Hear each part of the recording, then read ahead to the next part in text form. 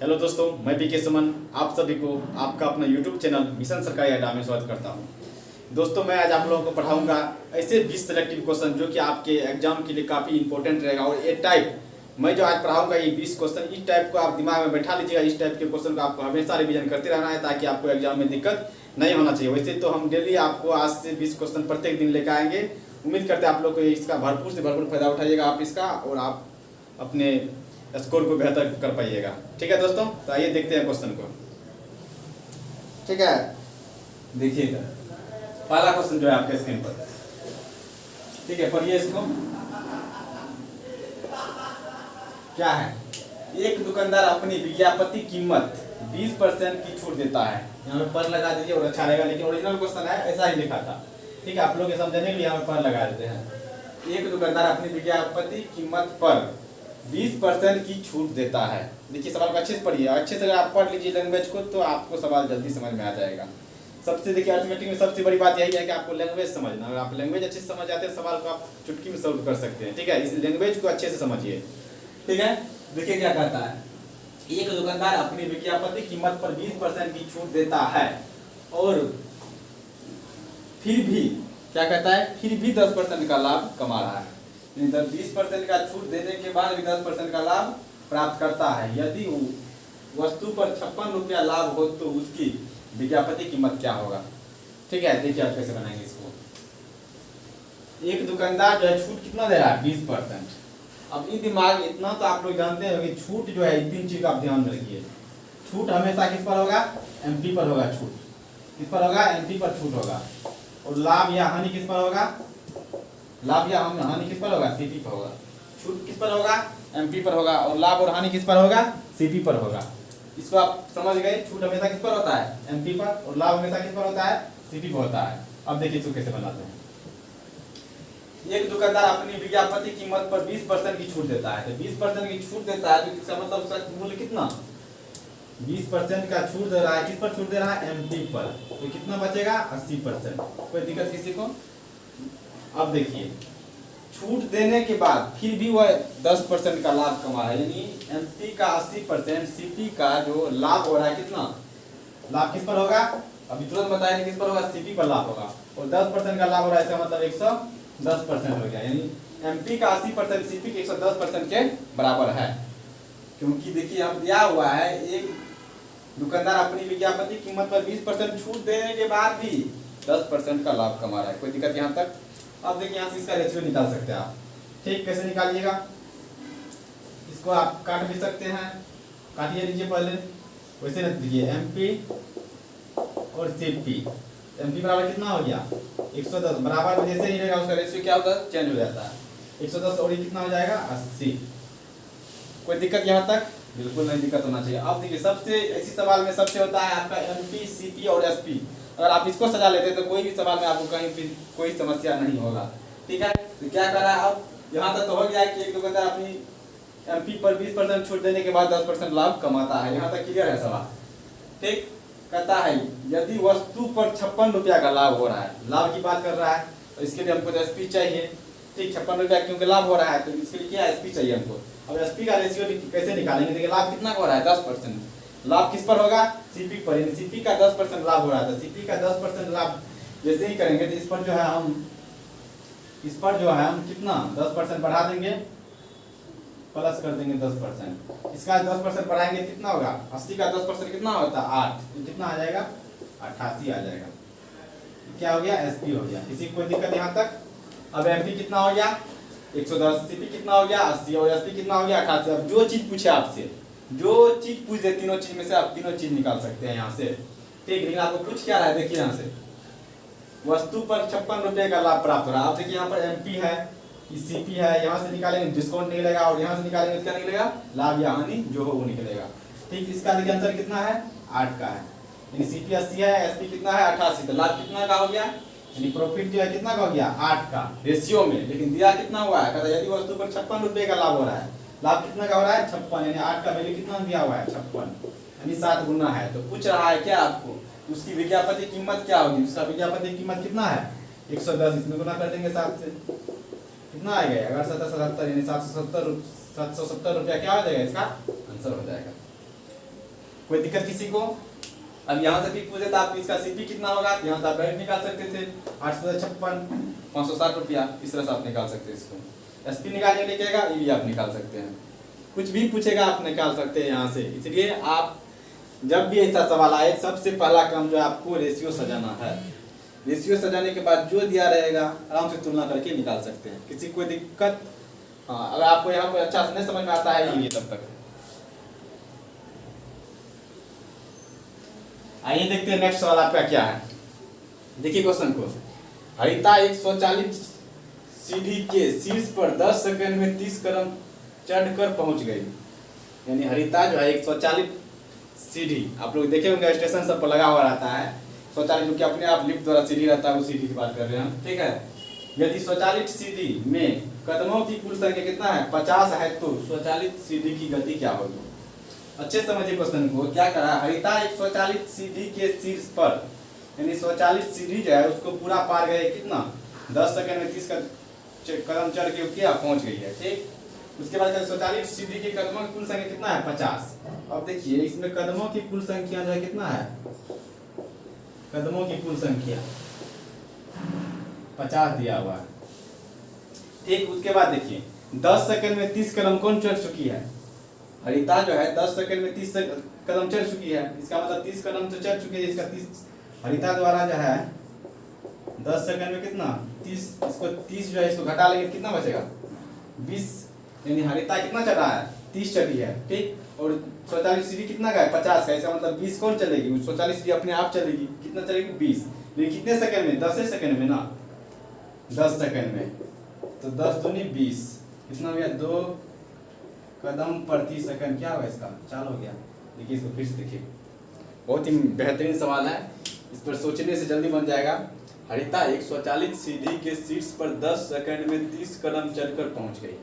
यहाँ देखिए 10 सेकंड में 30 कदम चढ़कर पहुंच गई। अब जो 10 सेकंड में 30 कदम पहुंची है, इसमें हरिता का भी चाल होगा प्लस उस सीढ़ी की भी चाल होगा, होता है ना कभी का सीढ़ी चलता है, सीढ़ी तो चलिए रहा और अपना सब क्या करते हैं छड़प के भी ऊपर चले जाते हैं, वही बात है यहाँ पर। 10 सेकंड में 30 कदम कौन हरिता चली है, तो 30 कदम जो हरिता चली है 140 सीढ़ी कितना का है 50, इसका मतलब 20 तो सीढ़ी चली है, तो 20 सीढ़ी चली है कितना सेकंड में 10 सेकंड में पूरा पार हो गया है सीढ़ी, इससे 10 इसका कितना हो गया 4, 2 कदम प्रति सेकंड हो गया। कोई दिक्कत किसी को? आते हैं नेक्स्ट क्वेश्चन की ओर, उतारो इसको। आइए नेक्स्ट सवाल देखते हैं आपका क्या है। तीसरा सवाल है, दो वर्गों के क्षेत्रफल का अनुपात 16:9 है, तो उनके परिमाप का अनुपात क्या होगा? सबसे पहले तो आप वर्ग समझ लीजिए थोड़ा, वर्ग क्या होता है, ठीक। देखिए वर्ग का प्रत्येक भुजा क्या होता है बराबर होता है, अगर ये है तो ये भी ये होगा, ये भी ये होगा और ये भी ये होगा, ठीक। इतना सब जानते हैं। अब क्या करा, देखिए दो वर्गों के क्षेत्रफल का अनुपात कितना है, क्षेत्रफल का अनुपात क्या है 16:9। हम लोग क्या जानते हैं एरिया क्या होता है, इसका एरिया क्या होता है ए स्क्वायर होता है। जब एरिया ए स्क्वायर होता है तो साइड कितना हो जाएगा, साइड कितना हो जाएगा ए हो जाएगा, साइड क्या कितना है ए, तो एरिया कितना ए स्क्वायर, कोई दिक्कत नहीं। अब परिमाप कितना हो जाएगा, पेरीमीटर की अगर आप बात करें, पेरीमीटर इसका कितना हो जाएगा 4a। अब देखिए सवाल को क्या कहता है, दो वर्गों के क्षेत्रफल का अनुपात कितना है 16:9 है। तो सबसे पहले देखिए अगर दो वर्ग है, एक ले लेते हैं ए भुजा जिसका एक दूसरा क्या है बी, तो क्षेत्रफल का अनुपात है, क्षेत्रफल कितना हो जाएगा ए स्क्वायर बटा बी स्क्वायर, यानी पहला वर्ग का क्षेत्रफल कितना ए स्क्वायर, दूसरा वर्ग का क्षेत्रफल कितना मान लिया है बी मान लिया, उसका क्षेत्रफल कितना है साइड बी मान लिया, भुजा मतलब इसका क्षेत्रफल कितना हो जाएगा बी स्क्वायर हो जाएगा। तो इसका साइड कितना दिया हुआ है 16:9, ठीक। अब यहाँ से आप इसका साइड निकाल सकते हैं, साइड का जो रेशियो होगा यानी ये बटे बी बराबर कितना हो जाएगा 4/3 हो जाएगा, 4/3। तो पूछ क्या रहा है परिमाप का रेशियो क्या होगा, तो परिमाप क्या लिखा हुआ है 4a होता है, कितना होता है 4a। तो अब इसको हम लिख सकते हैं 4a बटा 4b इक्वल टू कितना हो जाएगा 4 गुना 4 4 गुना 3 कितना हो गया 12, 16/12। कोई दिक्कत किसी को? देखिए कह रहा है दो वर्गों का क्षेत्रफल का अनुपात 16:9 है। हम आपको बता दिए अगर वर्ग की भुजा ए रहेगी तो इसका क्षेत्रफल कितना ए स्क्वायर होगा, साइड कितना होगा ए होगा, पेरीमीटर कितना होगा 4a होगा, ठीक। अब देखिए क्षेत्रफल दिया हुआ हमको, तो क्षेत्रफल मतलब ए स्क्वायर और दूसरा वर्ग की मान लेते हैं बी स्क्वायर, इसका क्षेत्रफल का अनुपात कितना दिया हुआ 16:9 यानी 16/9। तो साइड कितना हो जाएगा a/b बराबर कितना 4/3। तो परिमाप पूछ रहा है इसलिए 4a/4b बराबर 16/12। कोई दिक्कत किसी को? चलते हैं नेक्स्ट सवाल की ओर, इसको उतारो।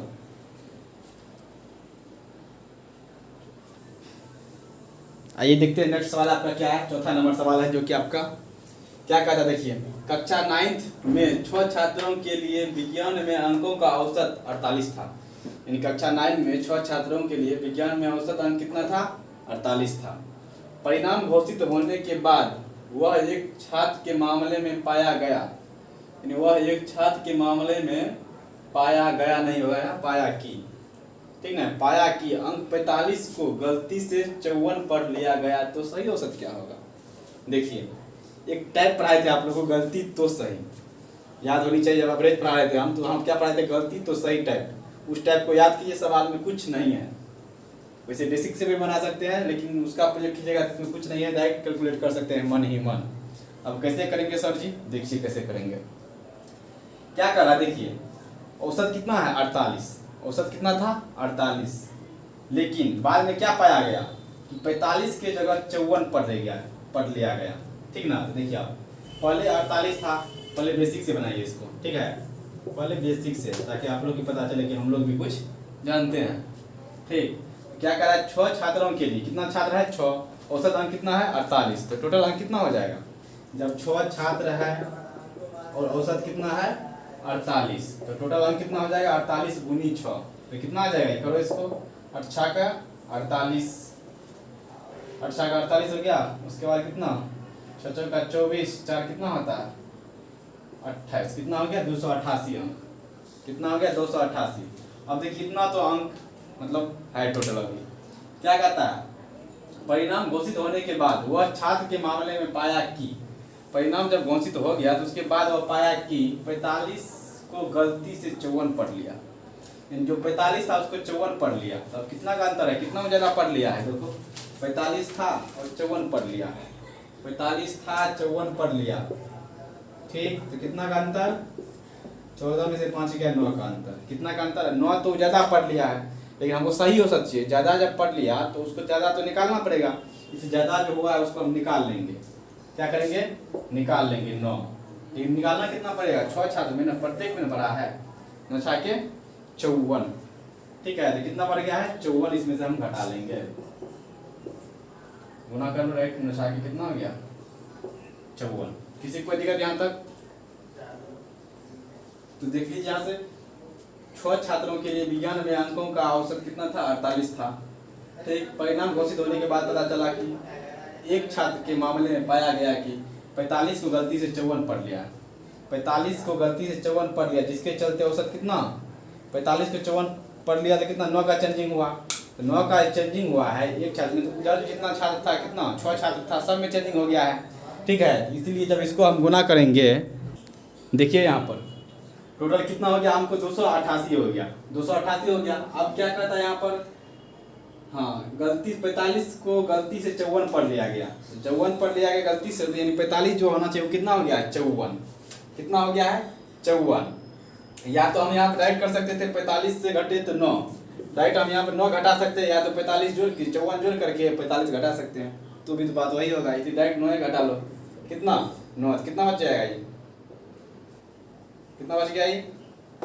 18 में से 9 गया 9, यहाँ कितना बच गया 279, कितना हो गया 279। अब 279 तो हो गया टोटल, कहता नया एवरेज क्या होगा, तो नया औसत क्या होगा, यानी सही औसत क्या होगा। तो नया औसत निकालने में कितना छात्र है, टोटल 6 छात्र है, तो हम लोग एवरेज जानते हैं, टोटल संख्या होता है, टोटल छात्रों की संख्या कितना हो जाएगा 279/6, इसको करो कितना आता है, ठीक। इतना कैलकुलेट करने की आपको जरूरत नहीं है। देखिए अब इसको कैसे शॉर्ट में बनाते हैं, जो इतना किया है गुना भाग, अब इसको भाग देना पड़ेगा, कर लो, भाग भी करिए लीजिए, कितना आएगा, देखिए 36 का 18, 6 का 24, 3 पर 6, 6 के 36, 3 6 5, यानी 46.5 आएगा नया औसत, कितना आएगा 46.5। देखिए अब शॉर्ट में कैसे करेंगे इसको, जो कि बताए थे आपको, गलती तो सही रूल जो बताए थे उस रूल का प्रयोग करके कैसे बनाएंगे इसको, ये देखिए, ठीक है। यहाँ से 1 सेकंड में बन जाएगा सवाल। देखिए अगर सवाल आप समझे हुए हैं 2 से 3 सेकंड काफी है। यहाँ पर देखिए क्या कहता है, 6 छात्रों के लिए विज्ञान में अंकों का औसत कितना था 48 था, देखिए यहाँ पर औसत कितना है 48 दिया हुआ है, ठीक। एवरेज हम लिख दिया 48, एवरेज कितना दिया हुआ है 48। क्या कह रहा है, परिणाम घोषित होने के बाद वह छात्र के मामले में पाया कि अंक 45 की जगह गलती से कितना 54 हो गया। 45 की जगह गलती से 54 हो गया, तो इसका मतलब 9 वो एक्स्ट्रा दे दिया था। जब 9 एक्स्ट्रा दे दिया है तो सही औसत निकालने के लिए हमको 9 घटाना पड़ेगा, तो हम यहाँ पर 9 घटा लेंगे, और 9 घटा लेंगे उसको जो है एवरेज, क्योंकि हम एवरेज लिखे यहाँ पर टोटल नहीं लिखे हैं, इसको डायरेक्ट हम 6 भागों में डिवाइड कर देंगे। तो कितना आ जाएगा ये, तो 48 माइनस 6 डरे 9 यानी 1.5 डायरेक्ट आ गया 46.5। तो हम काहे गुना करेंगे, उतना क्यों करेंगे हम गुना, डायरेक्ट आप इसको रखिए जो मेरा एवरेज है, एवरेज को हम लिख दिए। हम देख क्या रहे हैं 9 एक्स्ट्रा दे दिया था, जब 9 एक्स्ट्रा दे दिया था 9 हमको घटाना पड़ेगा, 9 हम घटाएंगे, 9 घटाएंगे तो 9 को हम 6 भाग में पार्ट, क्योंकि हम एवरेज पूछ रहा है, ठीक, इसलिए उसको हम 6 पार्ट में बांटते कितना दे रहे हैं, कितना 46.5 आपका ना सही औसत हो जाएगा। किसी को कोई दिक्कत, इसको उतारिए, देखते हैं नेक्स्ट क्वेश्चन को। आइए देखते हैं आपका नेक्स्ट क्वेश्चन 5 नंबर क्या है। क्या कहते हैं देखिए इसको, कहता है एक दुकानदार लागत मूल्य पर 10% की दिवाली छूट देता है। देखिए कितना अच्छा है, 10% का दिवाली छूट दे रहा है, परंतु गलत वजन का प्रयोग करके लागत मूल्य पर 25% का लाभ करता है। कितना चूतिया है, देखिए गलत दिखा रहा है कि हम छूट दे रहे हैं, लेकिन गलत वजन पर का प्रयोग करके 25% लाभ कमा रहा है, कमाता है। तो ज्ञात करें कि सही वजन से गलत वजन कितना % कम है। सवाल को समझ के, ऐसे होता है आजकल का बिजनेस, दिखाइए कुछ और करिए कुछ और, ठीक है, यही बात है। 10% दिवाली छूट देता है, उसके बाद भी वो 25% लाभ कमाता है, इसका मतलब उसका सही छूट जो है कितना निकालना है, यही आपको निकालना है। देख लीजिए, हम मान लेते हैं कि इसका ओरिजिनल रुपया या वजन जो बोल दीजिए, इसको 100 मान लेते हैं, ठीक। अब देखिए क्या कर रहा है कि 10% छूट देता है, देने के बाद ही 25% का लाभ कमाता है। लाभ जो कमाएगा 25% किस पर कमाएगा, सीपी पर कमाएगा। लाभ किस पर कमाएगा, सीपी पर। वह कितना रुपया बेचने से कमाता है, यानी कितना वजन का प्रयोग करके कमाता है, यानी 100 तो मेरा मान लेते ओरिजिनल है, ओरिजिनल रुपया वजन दोनों किसी भी मान के बना सकते हैं आप, ठीक। तो सीपी का 125% यानी 25% लाभ जो कमा रहा है, वो कितना का प्रयोग करके 10% छूट पर ही बेच कर कमा रहा है, यानी 10% छूट का मतलब कितना, 90 रुपया में ही किसी वस्तु को बेचकर यानी 25% का लाभ भी कमा रहा है, ठीक। ऐसे कर इस बार नहीं, अब इसको काटिए, 25 पंचे 25 चौक का कितना हो गया ये, 5 से काटिए 18 पंचे 90, सीपी कितना आ गया ये 72 रुपया आ गया। सीपी कितना आ गया 72 रुपये, इसका मतलब है 72 रुपया में ही खरीदा था, 10% छूट देने के बाद भी कितना 25% का लाभ कमा लिया। तो कहता है उसका क्या, तो ज्ञात करें कि सही वजन से गलत वजन कितना % कम है। इसको वजन ही मान लिए तो बोले तो वजन या राशि किसी भी मानिए कोई फर्क नहीं पड़ेगा। कितना है, 172 है, कितना % कम, 28% कम का प्रयोग कर रहा था। किसी को कोई दिक्कत, ठीक है, इसको उतारो, नेक्स्ट क्वेश्चन में देखते हैं। आइए देखते हैं नेक्स्ट सवाल आपका क्या है, बेहतरीन सवाल है, रेलवे का पर्सनल सवाल। इसको देखिए, दुकानदार को 46 रुपया में एक वस्तु को बेचने पर 8% का नुकसान होता है। 6% लाभ प्राप्त करने के लिए वस्तु को कितना में बेचना पड़ेगा या उसका विक्रय मूल्य क्या होगा। समझ गए सवाल को, देखिए 46 रुपया में बेचने जो है उसको 8% का नुकसान होता है, ठीक। क्या होता है, नुकसान। देखिए हम मान लेते हैं सीपी, क्या मान लेते हैं, सीपी 100 मान लिया है, किसी को दिक्कत, ठीक। अब देखिए एसपी 1 और एसपी 2, अब ये आप सर क्यों लिखे, देखिए क्यों लिखे, क्या कहता है कि 46 रुपया में बेचने पर वस्तु पर 8% नुकसान हो रहा है, यानी 8% नुकसान का मतलब 8% हानि हो रहा है। क्या हो रहा है, हानि। तो कितना हो गया ये 92, कितना हो गया 92, यानी 8% लॉस करेंगे। तो अगर सीपी मेरा 100 है, 8% लॉस करेंगे कितना हो गया 92, 92 हो गया। तो कहता है 6% लाभ प्राप्त करने के लिए अगर हम इतना बेचते हैं तो कितना 8% का लॉस हो रहा है, लेकिन करना क्या है 6% लाभ प्राप्त चाहिए हमको। तो लाभ जो करेंगे 6% तो 100 पे करेंगे, कितना हो गया 106। किसी कोई दिक्कत यहाँ तक, बिल्कुल दिक्कत नहीं होना चाहिए। अब इसको देखिए काट लीजिए, इसको यहाँ ये से को आराम से कितना हो गया 50 हो गया, ये कितना हो गया 46 हो गया, ये कितना हो गया 53 हो गया। आप गुना कर दीजिए, देखिए क्या कहता है 46 रुपया में एक वस्तु को बेचने पर, यानी पहला वस्तु को हम 46 रुपया में बेचे हैं, बेचने पर 8% की नुकसान वाला बात था, वहाँ पर हम सेटिंग कर दिए। तो 6% लाभ प्राप्त करने के लिए कितना में बेचना पड़ेगा, कितना से गुना करना पड़ेगा 1 से, यहाँ पे कितना से गुना करना पड़ेगा 1 से। 53 रुपया में बेचेंगे तो 6% हमको लाभ प्राप्त हो जाएगा। कितना सिंपल से कर दिए इसको। अगर नहीं काटते तो टूस करना पड़ता, काट दिया बहुत आसान हो गया। इसलिए आपको दिमाग लगा लेना कम करना क्या है, कैसे करें आपको ज़्यादा से ज़्यादा आसान हो सके, उस तरह से आपको उस वे में सवाल को करना पड़ेगा। ठीक है दोस्तों, उतारो इसको। आइए देखिए नेक्स्ट सवाल, बहुत ही बेहतरीन सवाल है आपका। यदि x + y अनुपात x - y बराबर 3:2 है तो x² दिखाई नहीं दे रहा है। देखिए तो x² + y² अनुपात x² - y² क्या होगा, ये निकालना है आपको। ठीक, देखिए एक रूल होता है कंपोनेंडो एंड डिविडेंडो रूल। जैसे कि आपको वहां पर रहेगा, अगर जैसे कि x + y बटे x - y है, चलिए सवाल से बता देते हैं क्या एग्जांपल दिया आपको। क्या है x + y बटे x - y। ठीक, इसका जो हमको वैल्यू निकालना है, कितना दिया हुआ है इसका मान 3/2 दिया हुआ है। 3:2 को लिख सकते 3/2, कोई दिक्कत नहीं। अब देखिए इसको निकालने के लिए हमको मान दिया है, इसका मतलब x/y निकालने के लिए हमको, ठीक है ना, x/y निकालने के लिए इन दोनों को हमको जोड़ना पड़ेगा। क्या करना पड़ेगा, जोड़ना पड़ेगा। तो जोड़ना पड़ेगा, देखिए इसको जोड़िए कितना होता है, y कट गया, कितना बच गया 2x। एक बार इसको घटाना पड़ेगा, घटाएंगे कितना आ जाएगा, ये घटाएंगे तो कितना आ जाएगा, इसको घटाओ 2y आ जाएगा। कितना आ गया 2y, और इसको जोड़िए कितना हो गया 3 2 5, 3 में 2 किया कितना हो गया 1। इसका मान आ गया 2x 2y का मान कितना आ गया 5/1 हो गया। देखो 2 2 कटिए गया, तो x/y का मान कितना आ गया हमको 5/1 आ गया। कितना आ गया 5/1। तो x² y² का मान कितना आ जाएगा, x² और y² का मान यानी 25/1, 25/1। लेकिन हमको मान किसका चाहिए, मान हमको किसका चाहिए, हमको मान चाहिए x² + y² बटे x² - y²। फिर वही रूल लगाइए कंपोनेंडो एंड डिविडेंडो। इसको निकालने के लिए क्या करना पड़ेगा, इसको एक बार जोड़ना पड़ेगा। यानी 25 एक कितना होता है 26, अब 25 में से गया कितना बचा 24, घटा दीजिए और इसको काट भी सकते हैं। इसीलिए हम लिख सकते हैं यहाँ पर x² + y² अनुपात x² - y² बराबर कितना हो जाएगा, इसको काटेंगे तो कितना 13/12, यानी 13:12 हो गया। किसी को कोई दिक्कत, आराम से मतलब एक बार जोड़ना एक बार घटाना, आराम से कंपोनेंडो एंड डिविडेंडो का प्रयोग करके आप निकाल सकते हैं इस मान को। ठीक है, इसको उतारिए, नेक्स्ट सवाल देखते हैं।